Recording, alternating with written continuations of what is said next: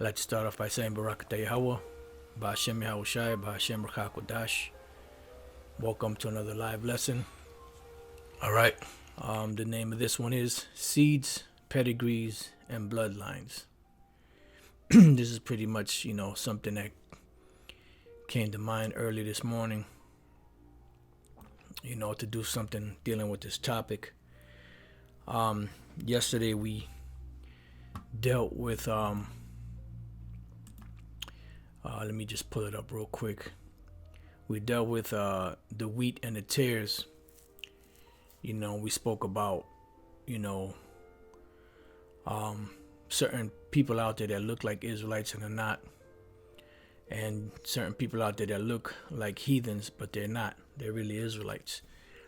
And what it all boils down to is seeds, pedigree, and bloodlines. And that's pretty much what the scriptures are about. And this is why when we read the scriptures, they're so detailed as far as, this person was a son of this person, was a son of that person, was a son of this person, of this nation and of that nation. Because at the end of the day, it's all about nations, Let's go real quick to Deuteronomy, the 32nd chapter, and the 8th verse. When the Most High divided to the nations their inheritance. What was the inheritance of the nations? Their lands. And this is why we go to ancient maps and we see the lands divided according to those different nations. So the Lord gave all nations their lands first before he gave us our land. It says when he separated the sons of Adam, because there was a separation in the sons of Adam. There was a destruction by the flood. After the flood, you had Noah and his three sons, Shem, Ham, and Japheth, who repopulated the earth. Shem, Ham, and Japheth repopulated the earth. So out of those three sons came the population of the earth. So all people on the planet go back to those three children, those three sons, those three men. And everyone has their nationality based off of those three men on the planet, because that was where the separation of the earth came through those three men there, because they were sons of Adam, and there was a separation, a distinction between all different nations. And when we read Genesis, the 10th chapter, which they call the table of nations, we see all different nations on the planet in there under their ancient biblical names. And the reason why you can't recognize it today is because the names were changed when Esau started taking and conquering, all the different nations. He started changing the names of nations and their lands and all of that. So there was a separation of the sons of Adam. He set the bounds of the people according to the number of the children of Israel. So the bounds represent what? Represents their lands, their borders. And wherever the Lord was about to give the children of Israel, he allowed the nations to be outside of those borders.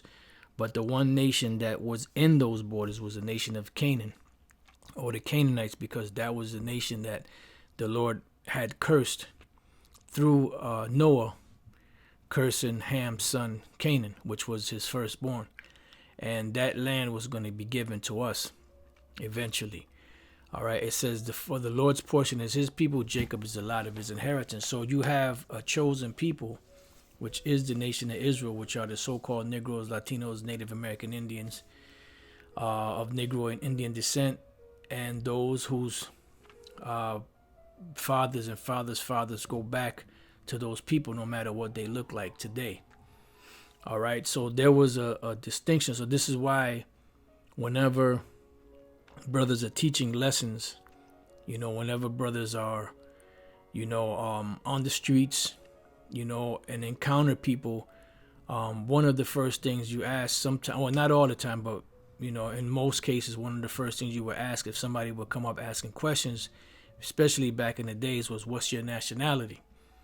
And then person might say, well, why is that important? I said, well, because it's important to know who you are, to know where you're going.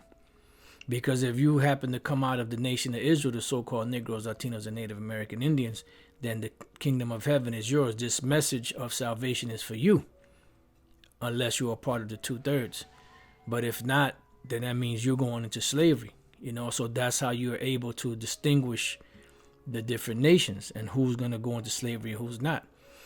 And this is why it's important to know where you came from. And this is why Esau changed a lot of these different, names of the nations, because he's trying to keep the world in deception. But all people go back to Shem, Ham, or Japheth, one of the three. So now, let's go to Numbers,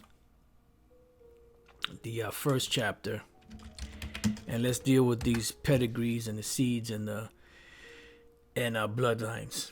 So Numbers chapter 1, verse 18. Now keep in mind, this is a survey, so to speak, for the military, but notice that who they chose and how they chose them. Numbers 1 and 17. And Moses and Aaron took these men, which are expressed by their names. So these are men. It says, and they assembled all the congregation together on the first day of the second month, and they declared their pedigrees after their families by the house of their fathers. Because really, technically, even for the military back then, or even just in general, the pedigrees were all set up by who the fathers were. And we're going to get more understanding of that in this lesson, Lord's will. It says, according to the number of the names from 20 years old and upward by their polls, because they were setting up militaries and armies to go and invade these different lands where Canaan was, to get the land that the Lord had promised to us. But the point is here that they declared their pedigrees after their families by the house of their fathers. And it gives you a list of Reuben and the rest of the tribes, so on and so forth. All right, so now let's move on from there to the next one, which is the book of First Chronicles, the first chapter. Because they'll try to get around that one and say, well, that was for the military. But the point is that it was the fathers. Their pedigree was established by their fathers, not by their mothers. All right, this is First Chronicles 1 and 1. Adam, Sheth, Enosh. So now what we're reading here is we're reading a genealogy. And when we're reading genealogies in the Bible, you won't have names of women appear in the genealogy unless it says so-and-so begotten or whose mother or something along those lines was so-and-so. You're not going to have a woman, Adam and Eve, and then Enosh, and then, no, it ain't going to be that way. If there's a woman's name mentioned in there, it's because this was who this particular man that's in the genealogy had his next born son by. Because some of these women were important for faith's sake. And that's why they're mentioned. But they're not mentioned in the genealogy because that's how you reckon the genealogy. Because we're reading through here, Kenan and Mahalaleel, Jared, Henoch, Methuselah, Lamech, Noah, Shem, Ham, and Japheth. There's no women there. Did not Noah, Shem, Ham, and Japheth have wives? Why didn't they mention the names of their wives? Because it's not important. All right. It says the sons of Japheth, Gomer, and Magog, and Madai, and Javan, and Tubal, and Meshech, and Tyrus. And the sons of Gomer, Ashkenaz, and Riphath, and Togarmah. And the sons of Javan, Elisha, and Tarshish, Kittim, and Dodanim. The sons of Ham, Cush, and Mizraim, Put, and Canaan. And the sons of Cush, Sheba, and Havilah, and Sabta, and Raamah, and Sabtekah. And the sons of Raamah, Sheba, and Dedan. And Cush begat Nimrod. He began to be mighty upon the earth. So notice, all of these names and these genealogies all go to what? To males. The sons of Shem, Elam, and Asher, and Arphaxad, and Lud, and Aram, and Uz, and Hul, and Getha, and Meshech. And Arphaxad begat Shelah, and Shelah begat Eber, so on and so forth. All men. Shem, Arphaxad, Shelah, Eber, Peleg, Reu, Serug, Nahor, Terah, Abram, the same as Abraham. The sons of Abraham, Isaac, and Ishmael, so on and so forth. All names of men, male names. All right. No female names, because the genealogy is reckoned by the father's house, not by the mother's house. Doesn't matter who the mother is. It matters who the father is. And this is what is meant by the seeds, pedigrees, and bloodlines. And this is why it's important to know who you are, to know where you're going. And that's just the bottom line. So now let's jump from there to some of the misconceptions and some of the scriptures that they use to distort, the scriptures and try to say, well, over here it says this. So this is why, we know that men have seed, but women also have seed, which is total madness. But, and then, I was thinking about meditating upon this also, is that these so-called Christians like Vocab Malone and, the plantation Christians and all them demons, what they do is they play retarded when it comes to the scriptures. When you prove them wrong, they play retarded, like what you just read in the scripture didn't say what was really what the truth is really about. So they'll go around and they'll act like retarded, like you didn't even read that. Genesis 3, and let's start at 15. I'm sorry, let's start at 13. And the Lord power said unto the woman, what is this that thou hast done? And the woman said, the serpent beguiled me, and I did eat. And the Lord power said unto the serpent, because thou hast done this, thou art cursed above all cattle, and above all every beast of the field, and upon thy belly shalt thou go, and dust shalt thou eat all the days of thy life. Now this is talking about the actual man in the garden that was compared to a serpent, and that he was going to be the most cursed person on the planet, and that they were going to go upon their belly and they were going to eat dust all the days of their life. And now when we understand through prophecy and through history what this is speaking about the so-called white man when they were up in the caves in that destitute state. And this because a serpent does not eat dust. And when we read the scriptures about dust, in certain cases, dust represents confusion. The Lord brought individuals out of that confused state. So they were in that confused state, that low state, grunting. They had no culture. They had nothing. The only thing that they had going for them was that they were their lineage went back to the Edomites in Mount Seir, pretty much. All right. It says, and I will put enmity between thee and the woman. Now they're thinking that this is talking about the actual woman Eve. It says, and between thy seed and her seed. So they go, oh, see, it says her seed. No, the seed that it's talking about is a seed that Adam implanted into Eve. And we're going to get into that a little more, Lord's will. It shall bruise thy head, and thou shalt bruise his heel. So let's stop there, because they'll use that and say, see, the woman has seed also. See, the man has seed, but the woman also has seed also. See? No, you don't see. All right, so now let's go from there. I'm going to leave that. We're going to get back to that. So you know what? Let me just go here and let's go to same book of Genesis, 24th chapter, to another scripture that they break down totally wrong. Genesis 24 and verse 60. It says, I'm going to start at 59. And they sent away Rebekah, their sister, and her nurse, and Abram's servant and his men. And they blessed Rebekah and said unto her, thou art our sister, be thou the mother of thousands of millions, and let thy seed possess the gate of those which hate them. So now they go, see, she has seed. No, you don't understand that. It's not talking about her having seed. It's talking about the seed that's implanted into her. That's where you're going to get the child from. Now let's go from there to the book of Genesis, same book, 2 chapters later, 26 and 1. And there was a famine in the land beside the first famine that was in the days of Abraham. And Isaac went unto Abimelech, king of the Philistines, unto Gerar. And the Lord appeared unto him and said, go not down into Egypt, dwell in the land which I shall tell thee of. Sojourn in this land, and I will be with thee, and will bless thee, for unto thee and unto thy seed I will give these countries, and I will perform the oath which I swear unto Abraham thy father. So now, Rebekah, which was the wife of Isaac, it said her seed, right? Thy seed possess, and here it speaks about Isaac's seed. So is it Isaac's seed or is it Rebekah's seed? It's Isaac's seed that he implanted into Rebekah. Now, how did this happen? Well, it happened through the consummation or the act of sex. that the Lord commanded from the beginning. Let's go to back to Genesis, the second chapter. Let's see, is the second chapter and 23. And Adam said, "This now is bone of my bone and flesh of my flesh. She shall be called woman, because she was taken out of man." Therefore shall a man leave his father and mother, and shall cleave unto his wife, and they shall become one flesh, meaning they shall have sex.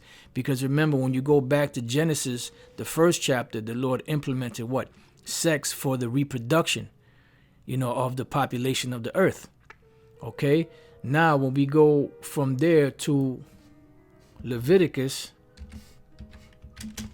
the 12th chapter, which they totally, when vocab and them came out, that they totally broke this down wrong also. These guys, you know what? They're not dummies. They know exactly what they're doing. They're that serpent, and they purposely, don't listen. They purposely, make sure that they give you the false information to keep people stupefied, like they did when they had them in hardcore slavery. Because in hardcore slavery, all they had to do was beat you upside the head, or knock you upside the head, or whip you, and you would have to obey. And the ones that thought they were so macho, what they do, they fucking rape them. Like the fucking faggots that they are. So you couldn't even show your masculinity. So that's why Jake is in the condition that they're in today. Because the men after a while were afraid to speak up, because they didn't want to get popped in the ass. And the mothers, they were afraid that their sons would get killed. They would train them to be docile, to be obedient to the master. And that's why you have the fucking bullshit you got going on today among all the tribes. A docile, here it is, you're a fucking man, a strapping man, 6'5", muscle on top of muscle, but you're a fucking coward down to this fucking piece of shit, dog face, faggot devil. Shit makes you fucking mad, man. Leviticus 12:1, and the Lord spake unto Moses, saying, Speak unto the children of Israel, saying, If a woman have conceived seed. Now what does that mean? That means that the seed was planted into her. By who? The husband.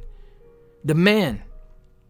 That puts his rod into the woman, shoots the sperm out, which is the baby. The baby goes, the sperm goes and swims to the egg, which is set up for the feeding of that sperm that becomes a fetus. It becomes a child later on. And that's what the conception is all about. Let's go to the word conceived. Conceived seed, that's Zerai. To sow, scatter seed. To sow, producing, yielding seed. To be sown, to become pregnant. So a woman becomes pregnant when? When the man's sperm goes into her and it hits the egg. Okay? I was going to get a little graphic, but I had to bite my tongue. So that's when a woman conceives seed, when that seed actually goes into her womb, or into her, and actually connects with that egg. That's where the conception comes from. And how does that happen? When a man shoots his sperm into a woman. A woman does not get pregnant on her own. A man impregnates her. Now, let's go to the word conceive in the Common Dictionary. Let's see what it says there. Conceive, to become pregnant with a child. From a form or devise a plan or idea in the mind. So to become pregnant with a child. And how does that happen? By the sperm going the direction that it does to connect with that egg, which that egg is what feeds that sperm till it grows into a baby. That's the feeding vessel. So the woman is an incubator for the baby, which the baby is that sperm. All right, so let's go back. So speak unto the children of Israel, saying, If a woman have conceived seed and born a man child, then she shall be unclean 7 days. Why? Because the sperm is unclean. Let's go from there to, let's see.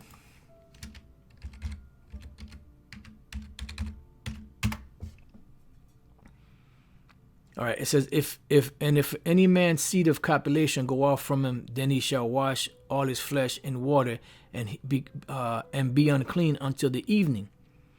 Pretty much, let's see something.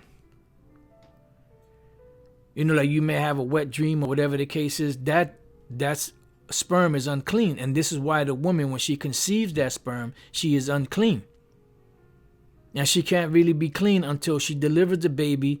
She's unclean those 7 days, and on the 8th day she will go to the temple to become clean. And this is why Mary had to go through that process, because that was actually Joseph's sperm that was in her from that lineage. So as any man's seed of copulation go out from him, then he shall wash his flesh in water and be unclean until the evening. So this is why when a woman conceives seed from a man, that's how she becomes unclean. According to the days of separation for her infirmity shall she be unclean. And then on the 8th day she will come and do after it says, and in the 8th day the flesh of his foreskin shall be circumcised. Why? Because now she's cleaned from her infirmity, so she can bring the baby to the male child to the priest, to the temple, to do it for him after the custom of the law, which is to circumcise him. All right, so that's pretty much it on that. So that's how a woman conceives seed. So let's go back to Genesis chapter 3. Let's go back to Genesis chapter 3 and verse 16. It says, unto the woman he said, I will greatly multiply thy sorrow and thy conception.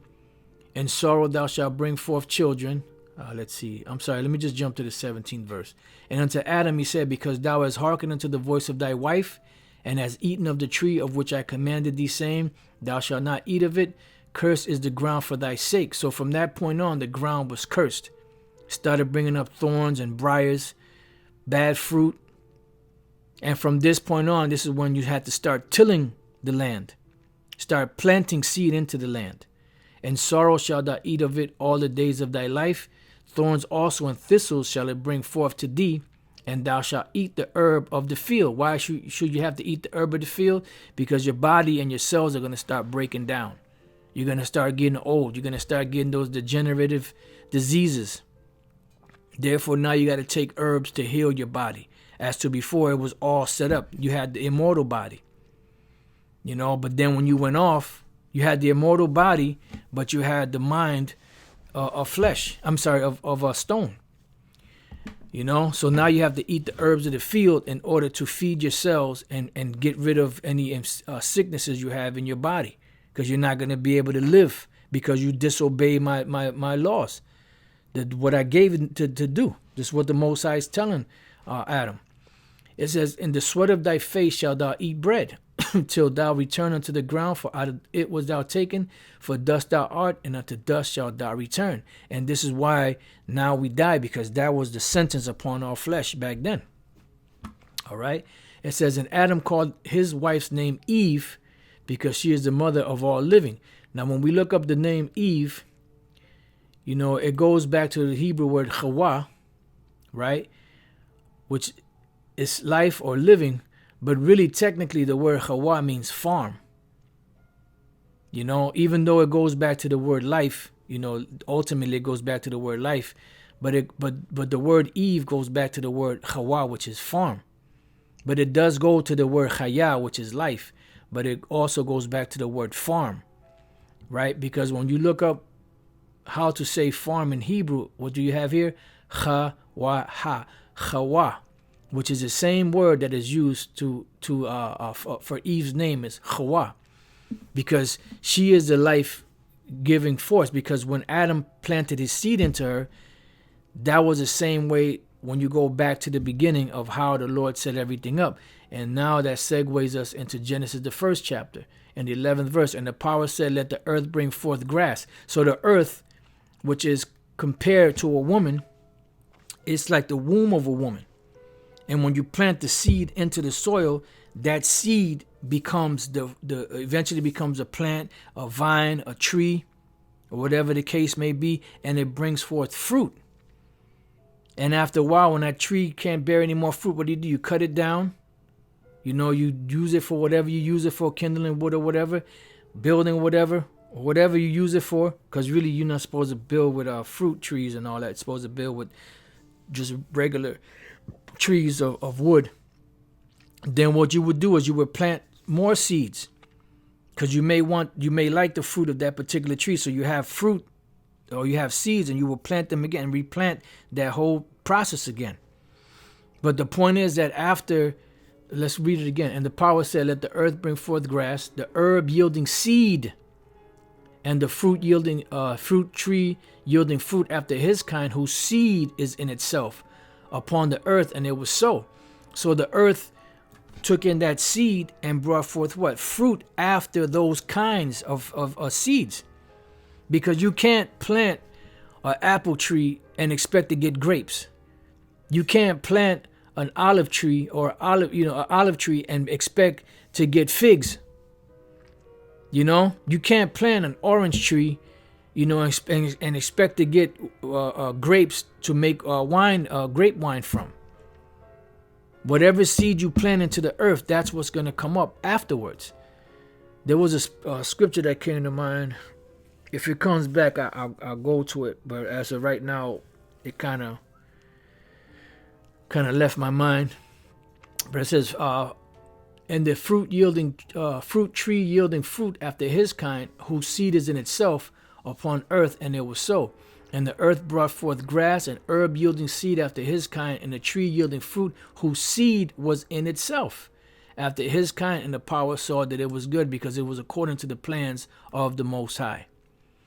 You see? So this is the process that the earth takes. The earth is the mother. You know, the earth is the womb.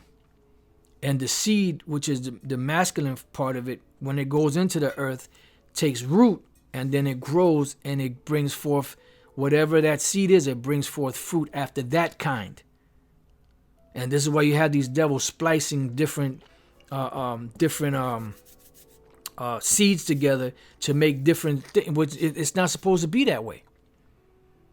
You're not supposed to have different seeds sown in a particular land, as it tells us in, I believe that's Deuteronomy 22.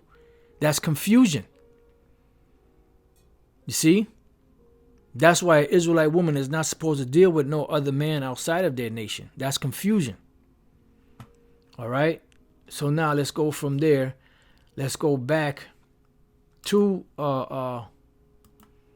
Genesis 3 and 7 and 20. And Adam called his wife's name Eve, because she is the mother of all living. So she is that farm, Hawa, which is the way you say farm in Hebrew is Hawa, she's the mother of all living. Why? Because through her, life sprung forth through her.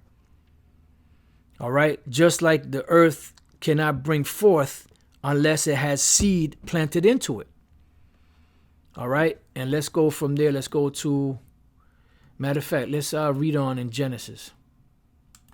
It says, matter of fact, let me see. I'm just going to go straight to the point.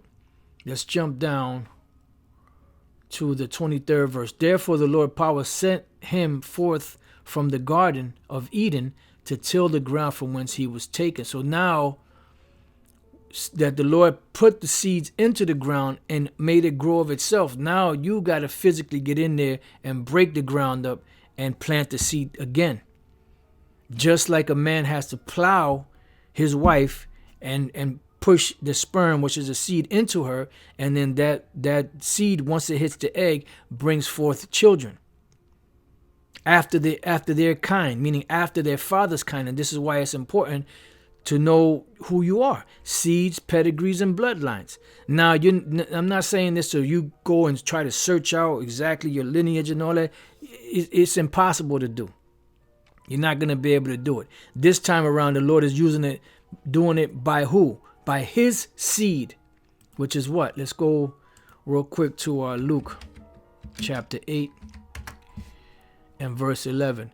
Now the parable is this: the seed is the word of the Most High. So now the seed that's being planted is this word that's seeking the elect out. You see? Because it's all this time around, it's about faith. We don't have those records back then. And there's been so much mingling that you don't know who's who. But the Lord knows exactly who's who. All right, so let's go to the word till, which is ibad, which means servant or slave. To work, serve. So now you have to labor to plant seeds. But before you plant the seeds, you got to break the ground up. You got to make sure that the ground that you are breaking up isn't going on its 7th year. Because you had to give every 6 years, you would till your land, and then the 7th year you would give it rest, and you would plant somewhere else on other land that you have, giving that particular land rest for a whole year so that it can replenish the nutrients out of it, so that when it brings fruit again, it can not only taste good, but also give you the vitamins and minerals and everything that you need, you know, and the enzymes and all that you need to keep the body healthy. See? But this demon, they'll plow the land to death, and they'll keep plowing it. And when it doesn't bring forth enough, what do? They splice shit in the laboratory somewhere and bring forth these frankenfoods. Boy, I tell you, man. So now that's how it has to be done. So now let's say the case is that there's no one to till the ground, or no one tills the ground. Do you think that ground is going to bring forth fruit? No, because after a while it's going to stop. You know, when you plant something, it yields after a while, but after a while the fruit doesn't come up. Why do you think Yahushua came upon that fig tree hungry, which was actual something that physically happened, but that actually represented, being hungry in the spiritual sense also. But when he came to it and there was no fruit on it, he cursed it and it died. Because why? It's taking up place. It's taking up space. Because you're supposed to yield fruit. And if you ain't yielding fruit, you got to go. Bottom line. So that's what the purpose of trees, the purpose of these vines and all that, to bring forth seed. That's the purpose of man and a woman.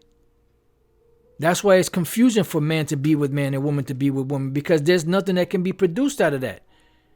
That's why they have to go through artificial insemination or adopting.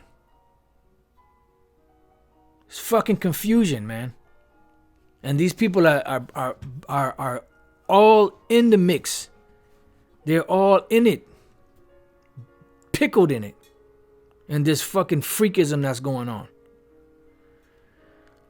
So now let's go from there to the book of 2nd Ezra 16 and 22. For many of them that dwell upon earth shall perish of famine, and the other that escape the hunger shall the sword destroy, and the dead shall be cast out as dung, and there shall be no man to comfort them, for the earth shall be wasted, and the city shall be cast down. There shall be no man left to till the earth and to sow it. So if you don't put the seeds back in the earth, there's not going to be nothing that's going to grow out of it. Because the earth is the woman and the seed is the man. Just like you have man and a woman. The Lord created them, male and female created he them. And blessed them. Wait, let's hold it now. Right here, Genesis 1:26. And the power said, let us make man in our image. Salakia. Right here, 27. So the powers created man in his own image. In the image of the powers created he him. Male and female created he them. And the powers blessed them. And the power said unto them, be fruitful and multiply and replenish the earth and subdue it.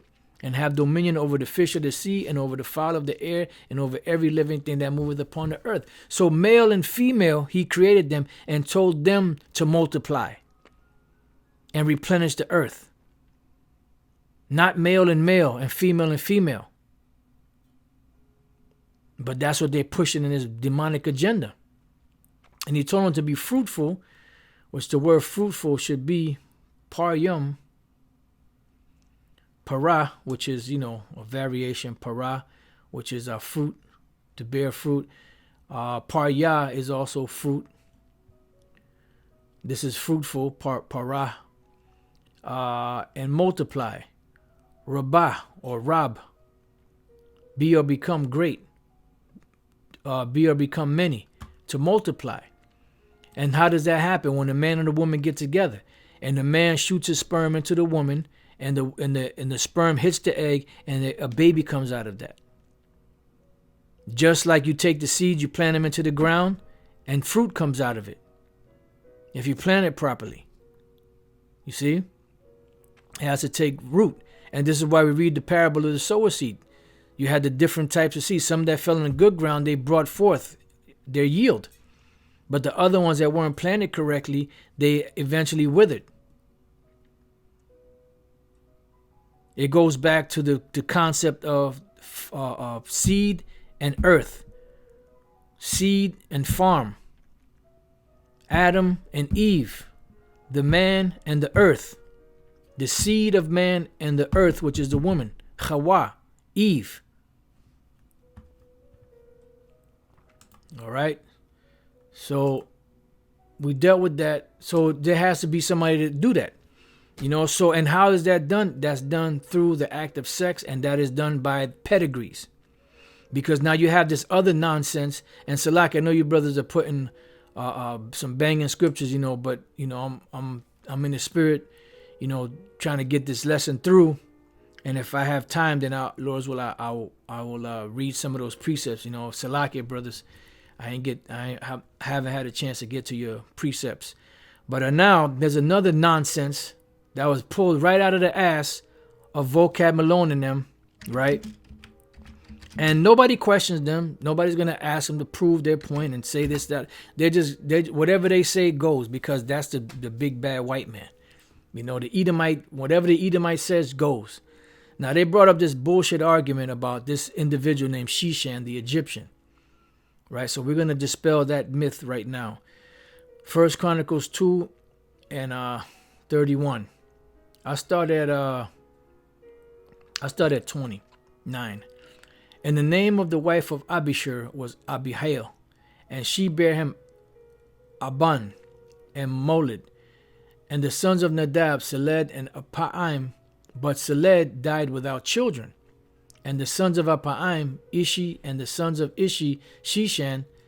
The children of Shishan are Alai, the son of Jada, the brother of Shammai, Jether, and Jonathan. And Jether died without children.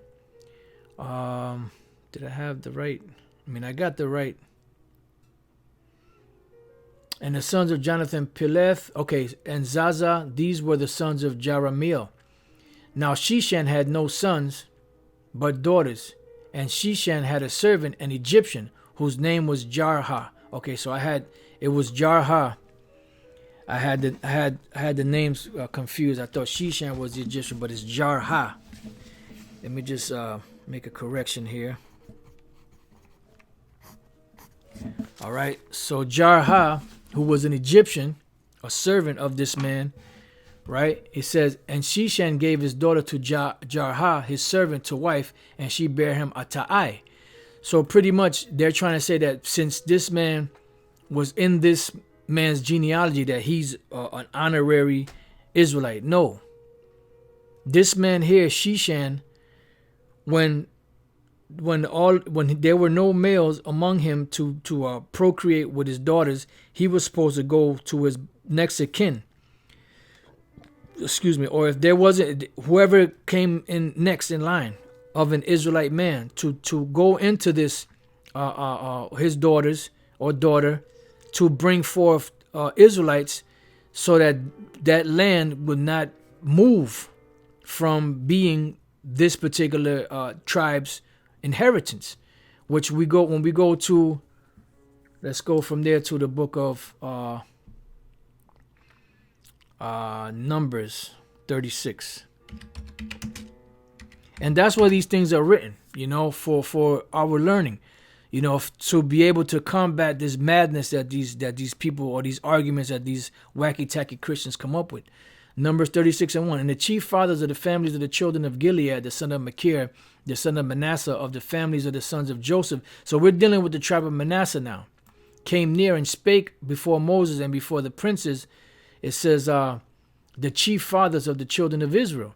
And they said, the Lord commanded my Lord to give the land for an inheritance to the lot of the children of Israel. Right? So now each tribe when you go into a map, has their lands separated to them by their fathers. That's what you have, when you look at the map of ancient Israel, after it was renamed from Canaan, you see the different borders. You see Dan, and you see Judah, and you see Benjamin, and you see Ephraim, and you see Manasseh, so on and so forth. Those different lands were given to these different tribes for an inheritance. It says, and my Lord was commanded by the Lord to give the inheritance of Zelophehad, our brother, unto his daughters. Why? Because Zelophehad, who was a Manassite, didn't have any sons. So the inheritance fell upon his daughters, which is nothing wrong with that. It says, and if they be married to any of the sons of the other tribes of the children of Israel, not to a heathen, but to any of the other tribes of the nation of Israel, right? Then shall their inheritance be taken from their fathers of our fathers. Then shall their inheritance be taken from the inheritance of our fathers. So Manasseh would lose a portion of their land to whatever tribe married these daughters. Now remember, the scriptures say, let's go to Deuteronomy. What is that? 19 and 14. Thou shalt not remove thy neighbor's landmark, which they of old time have set in thine inheritance, which they shall inherit in the land that the Lord thy power giveth thee to possess it. So those lands weren't supposed to be moved. So if another tribe of Israel married these women that had this possession, that tribe would have lost that parcel of land, however much land they had, and shall be put to the inheritance of the tribe whereunto they are received. So shall it be taken from the lot of our inheritance. So this is dealing with other Israelites taking the inheritance of a particular tribe. So how much less another nation? It says, and when the jubilee of the children of Israel shall be, then shall their inheritance be put unto the inheritance of the tribe whereunto they are received. In this case now would be a heathen, an Egyptian, that married this man's daughters. So he's going to get their inheritance, right? It says, so shall their inheritance be taken away from the inheritance of the tribe of our fathers. It says, and Moses commanded the children of Israel according to the word of the Lord, saying, the tribe of the sons of Joseph have said well. This is the thing which the Lord doth command concerning the daughters of Zelophehad, saying, let them marry to whom they think best, only to the family of the tribe of their father shall they marry. So this man here, Sheshan, what he should have done was he should have given his daughters unto somebody of his tribe, whatever tribe he is. I didn't look to see what tribe he was. According to this, Judah. I guess it's Judah. Yeah, Judah. So he should have given his daughters to someone else of the tribe of Judah, preferably a next of kin. But if there was no next of kin, somebody within that tribe, so that their daughters, or so that the tribe of Judah would not lose that. But this is what these devils do. They push this out there. So see, he was in the genealogy. No, he shouldn't have been in that genealogy. He's not in the genealogy because he's not a part of that genealogy. And there's no such thing as an honorary individual in a genealogy of a tribe. All right. So this is what he should have done, because this was already law. This was already established as law when this particular situation took place. You talk about in the book of Chronicles, this goes back to the book of Numbers. So shall not the inheritance of the children of Israel remove from tribe to tribe. So how much less from nation to nation?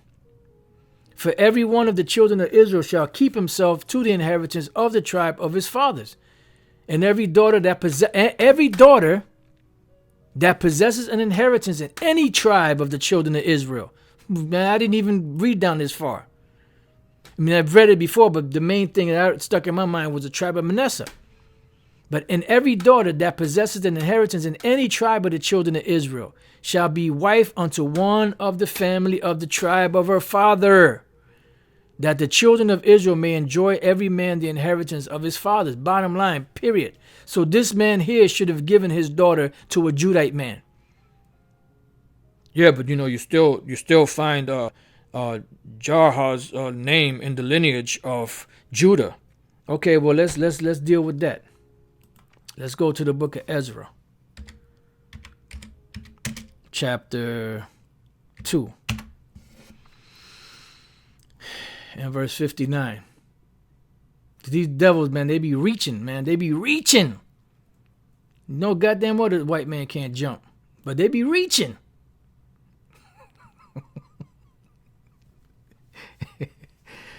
Ezra 2 and 59. And these were they which went up from Telmelah, Telharsa, Cherub, Adan, and Emer. But they could not show their father's house and their seed whether they were of Israel. See? So everything was done by genealogy. It says the children of Deliah, the children of Tobiah, the children of Nekoda, 650 and the children of the priest, the children of Habai, the children of Koz, the children of Barzillai, which took a wife of the daughter of Barzillai the Gileadite. So these individuals took a daughter of this man, Barzillai, which he should have gave his daughters to another Israelite. But Jake, that's how Jake gets down. And was called after their name. So they were called after the name of the Gileadites because they married one of the daughters of this individual man who was a Gileadite. So they thought they was in there like Flynn. They sought their register among those that were reckoned by genealogy, but they were not found. Therefore, were they as polluted, put from the priesthood. So they were pushed out because they couldn't show that they were of that lineage, outside of being married to this Israelite man's daughter. It says, and the Tershata said unto them that they should not eat of the most holy thing till there stood up a priest with the Urim and the Thummim. For what purpose? To see if they were Israelites or not. You see? So it's, man, the scriptures cover everything. But these devils, they'll push that, because most jakes are unlearned. They won't look into stuff, and this is what they've been used to. They've been used to pushing that deception on Jake. And that's right. And that's another thing, like the book of Ruth, like the Elder Yashawamba said. Now, seeing that he said that, let's segue into the next part of this, which is these clowns that call brothers out there that have Israelite fathers and heathen women. They call them mamzers or bastards. And that's not the case. I'm going to deal with just a couple of points and then close out the lesson. Let's go to the book of Genesis, the 41st chapter. Let's deal with Manasseh and Ephraim. And let's go to the 50th verse. The 50th verse to the 52nd verse. And unto Joseph were born two sons before the year of famine came, which Asenath, the daughter of Potiphar, priest of On, bare unto him. So this woman was an Egyptian woman who Joseph had sex with, that was given to him by this particular priest. And he had sex with her, and it says, and Joseph called the name of the firstborn Manasseh. So he had children with this Egyptian woman. For the Most High said, he hath made me forget all my toil and all my father's house. And the name of the second called he Ephraim.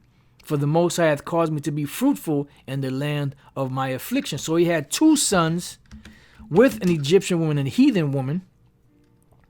Right? Now, why were they not put out from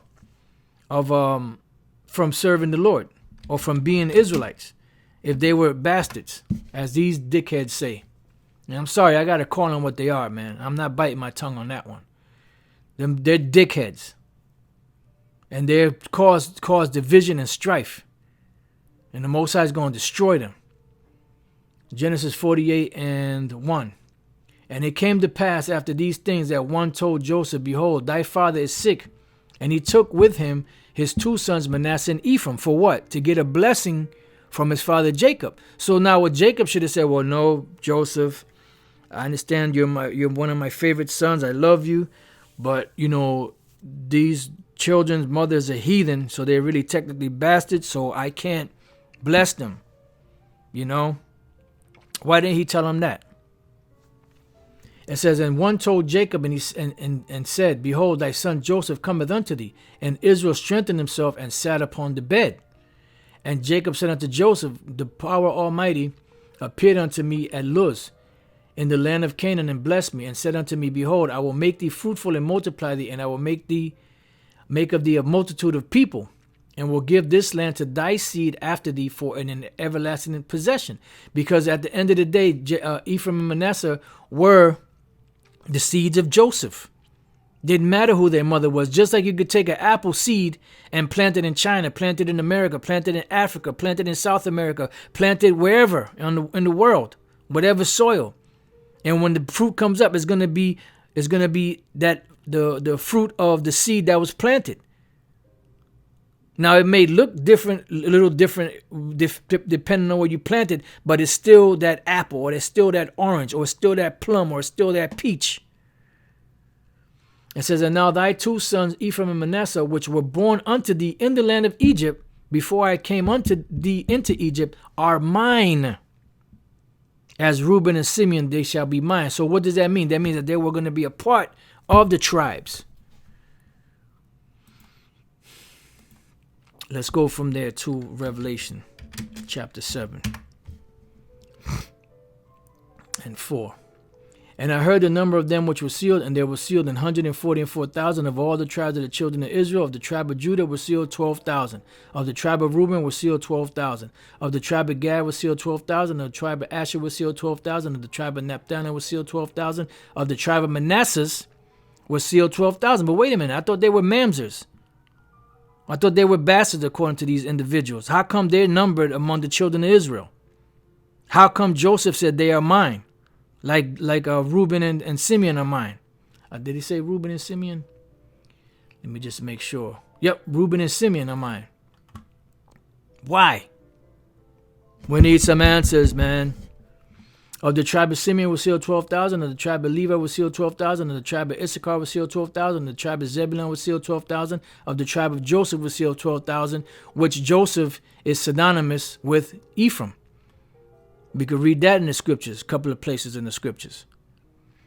Of the tribe of Benjamin was sealed 12,000. So Ephraim and Manasseh are both numbered among the 12 tribes of the nation of Israel. But their mother was a heathen. Because it doesn't matter what your mother is. It matters what the father is. Let's go to the next one real quick. Let's go to 1 Kings 14 and 21. It says, and Rehoboam, which was who? The son of Solomon. The son of Solomon reigned in Judah. Rehoboam was 41 years old when he began to reign. He reigned after his father Solomon in the kingdom of Judah. And he reigned 17 years in Jerusalem, the city of which the Lord did choose out of all the tribes of Israel to put his name there. And his mother's name was Naamah, and what? An Ammonitess. So how come the Lord didn't come down and say, well, no, Solomon, your son Rehoboam, he's a bastard, so you can't have him on the throne because he had a heathen mother.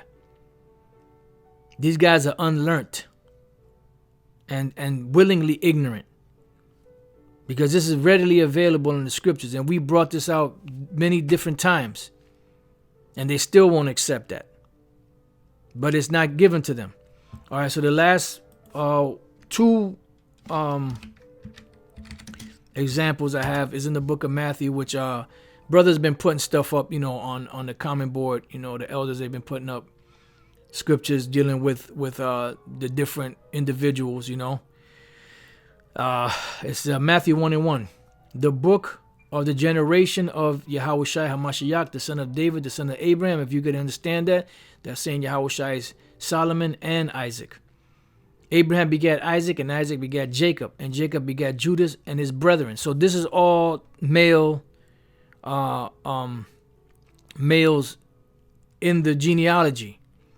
It says, and Judas begat Pharez and Sarah of Thamar. See, this Judah begat Pharez and Sarah of who? Thamar. So why is her name in there? Because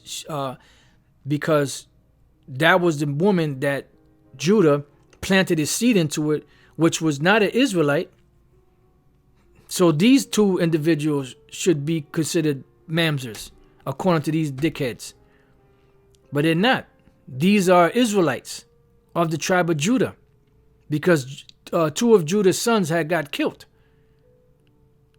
So these two pretty much replaced them, so to speak. And Pharez begat Ezram, and Ezram begat Aram. So this is the lineage that goes all the way down to Yahushai. So you mean to tell me that these two individuals, or really Pharez, had a heathen mother, but they are part of the genealogy of the Lord? And Aram begat Aminadab, and Aminadab begat Nason, and Nason begat Salmon, and Salmon begat Boaz of Rechab. Wait a minute. Boaz was another one of the men of the lineage. Rechab, she was a heathen. If I'm not mistaken, she was a Canaanite, if I'm not mistaken. So what the hell is Boaz doing in here according to you guys' reasoning? Wouldn't he be a mamzer? And what is he doing in the Lord's genealogy? And Boaz begat Obed of Ruth. Oh, wait a minute. Another heathen woman that, first of all, Salmon, Pop Rechab, she had Boaz. Then Boaz, Pop Ruth, he begat Obed. So wait a minute. According to these guys, why are these individuals mentioned in here? And this is talking about the direct lineage of Yahushai. And Obed begat Jesse, and Jesse begat David the king. See? So on and so forth, all the way till you get to who? To Yahushai. So this lineage here, some of these children or sons were begotten of heathen mothers. So it's madness. Yep, that's a good scripture. Matter of fact, since you mentioned that, Elder Yashawan, but I'm going to close it out with that. The water. The water, the water, the water. That's a beautiful thing he put. So I'm going to end the lesson with that.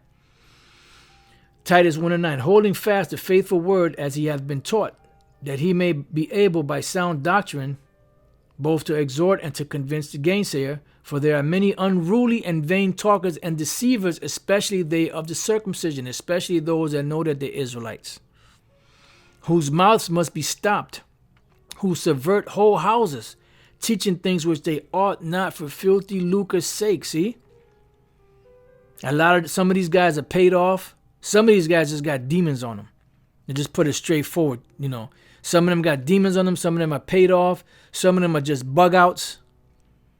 Some of them are just shit starters, just because, they like to argue. Like Elder Yashwamba always like to say, with the orange fingertips from eating cheese doodles and drinking Fanta soda. God damn, what a combination. It said, one of themselves, even a prophet of their own, said, the Cretans are always liars, evil beasts, slow bellies. This witness is true, wherefore rebuke them sharply, that they may be sound in the faith. And this is why we do the rebuking and the reproving, the exhortation, that they may be sound in the faith. It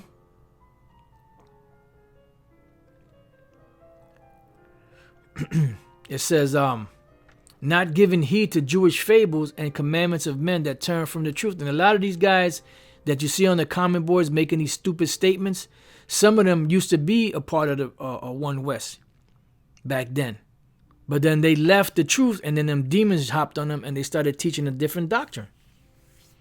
And this is why you see the madness that's going on today. Unto the pure all things are pure, but unto them that are defiled and unbelieving is nothing pure. But even their mind and conscience is defiled. And why is their mind and conscience defiled? Because they didn't hold on to the root. Because it wasn't given to them.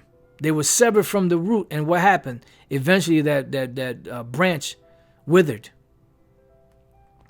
It says they profess that they know the Most High, but in works they deny him. And most of these guys that come up against the truth, they don't even go out in the streets and teach. All they do is scoff and talk shit. You go to their page, there's nothing there, no substance there. Nothing to teach or edify anybody. Being abominable and disobedient, and unto every good work reprobate.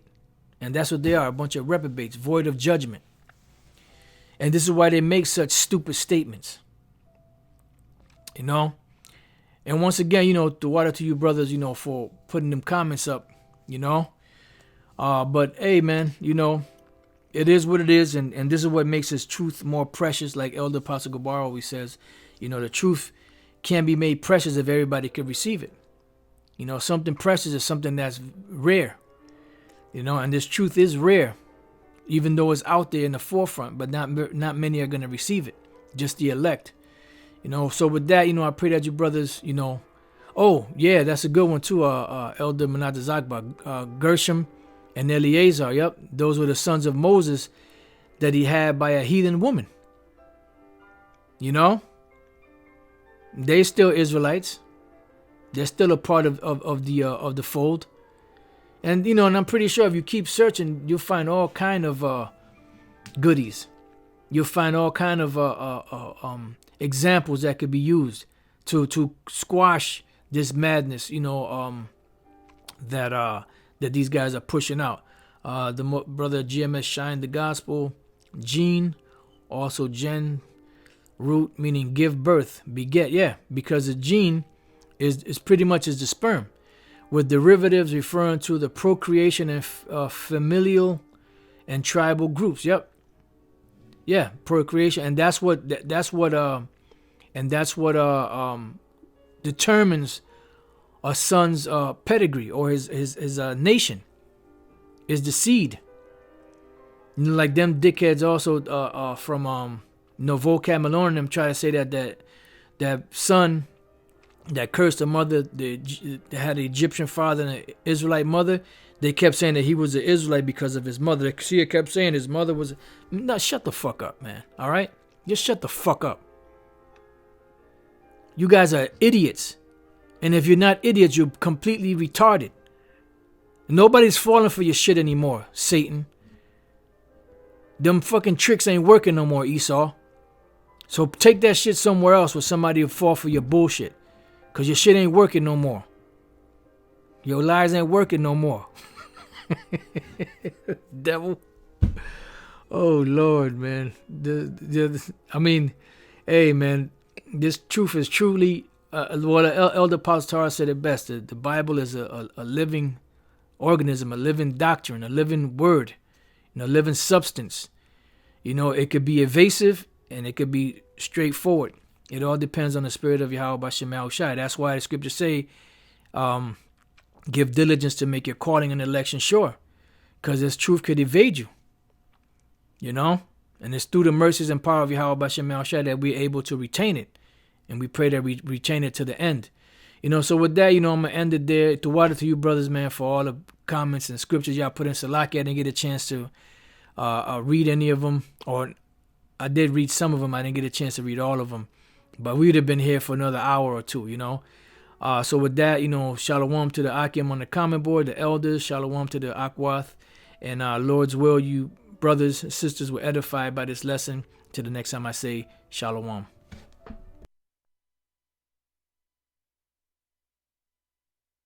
Rebuking and the reproving, the exhortation, that they may be sound in the faith. It